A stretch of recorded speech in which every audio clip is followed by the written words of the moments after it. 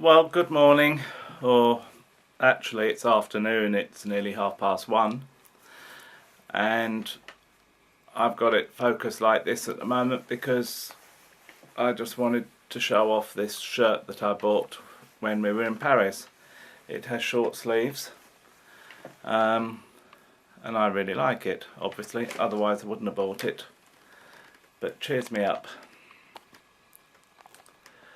I can't say that I feel particularly brilliant today, and I just got the results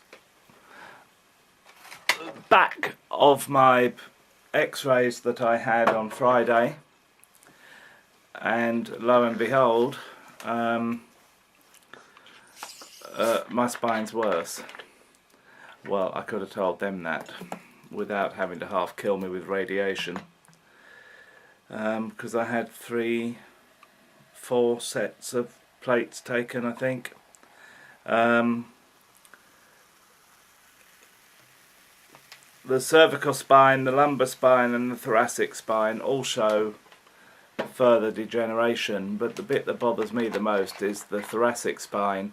6, 7 and 8 of I've got a lump in my spine which has been there for quite some time, and I knew it was there because I can feel it, and I'm sure it's that causes those awful spasms I get, which is all around my right hand side, in my rib cage, because it feels like that's where it starts. And also when I'm driving or sitting down with my back against anything, I have to move, and that pain can start just from doing that. And anyway, so there we are. And the bloody man who phoned me to tell me the results said, well, of course, you know, this is to do with age. And I said, fuck off, no it's not. I said, this has been happening since I was in my 20s. This is not a age thing.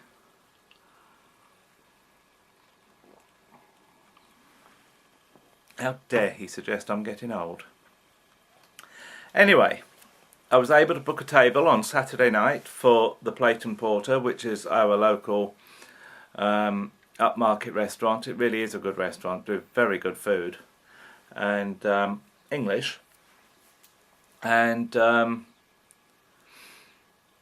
know, it's not cheap to go and eat there, but they do very good food, and they know us quite well. Lisa, who is the owner, very nice lady. And in case you don't already know, this is in celebration of John's and my 30th anniversary, which is on Thursday, but we can't actually celebrate it on Thursday because John won't be here. But can you imagine that? 30 years. Bloody hell. And it doesn't seem that long ago. It really doesn't. I remember so clearly when I met him. It was really corny too. Our eyes met across a darkened room. It's quite seriously. I was about to leave the bar because I didn't actually like being there. I don't like that sort of thing.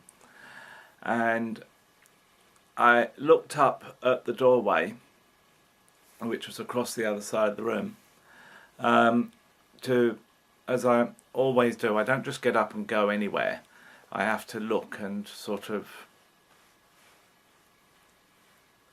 plan my escape route.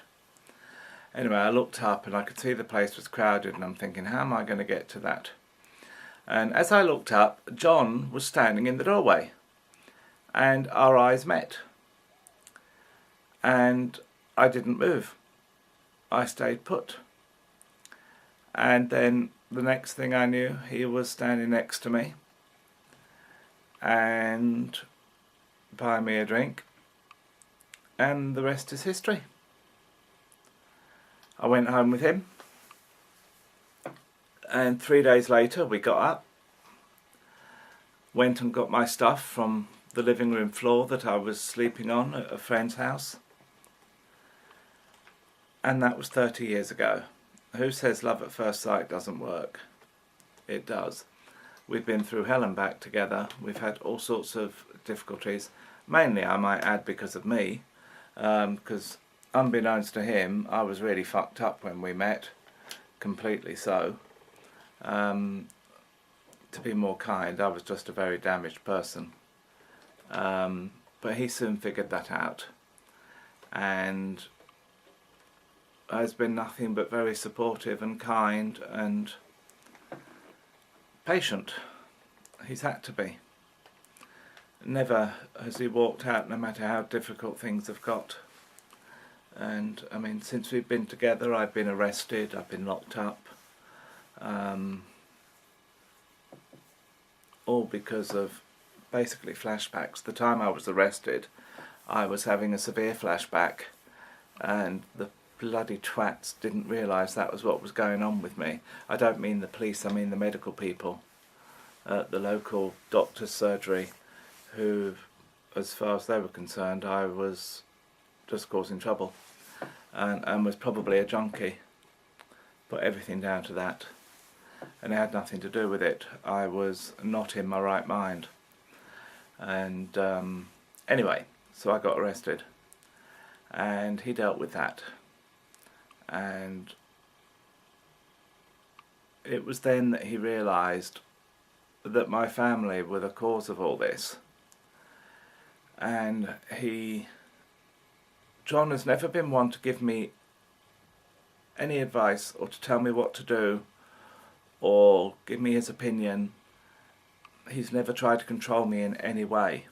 But he did once say to me, "You really must keep away from your family because you go crazy every time you're anywhere near them."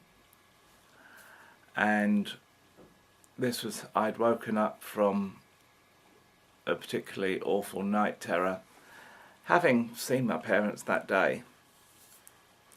And night terrors were pretty dangerous to John. I mean, he would often be battered and bruised, and I'd ask him, "How did you get that?" And he would say it was me.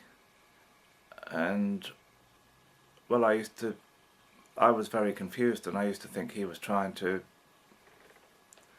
send me mad or something. But then I started to understand about night terrors. And he learned to keep well away from me while he was trying to wake me up. Anyway, on this particular thing, he said to me, "You know, you really must stop this." And I said, "What if I need them?" And do you know what he turned around and said? He said, "You've always bloody needed them. Have they ever been there for you?" And he was right. Absolutely dead right. I hadn't ever thought of it that way. And that was the beginning of me getting free and really truly recovering from all that. Anyway, that isn't quite what well, it is a very good illustration of the fact that, you know, our relationship is as real as anybody else's. And we have stuck with each other through thick and thin. He isn't without his own issues, money being one of them. And that's been an extremely difficult source of a lot of confusion and pain and frustration. But now it's sorted, and I have complete and utter control of the purse strings, which makes me laugh, really. I mean, here he is, he goes out and earns all that money, and I give him pocket money, and I am the one in control of absolutely everything, paying the bills. I have to, because he's totally useless at it, and it also frightens him. And who would have believed that I would be the one that's very good with money? And I am, despite those Doc Martens that you can see behind me. I know what I'm doing when it comes to money. I take care of it. And he takes care of me. And sometimes I do get very frustrated, and I think, oh, wouldn't it be nice to give him a break so he doesn't have to do anything for me? But you know, I think he likes it. I know he does things for me that I wouldn't even have think of asking for, because I didn't know. But I've never ever met anybody like him, not ever. And clearly I love him. I love him so much it terrifies me.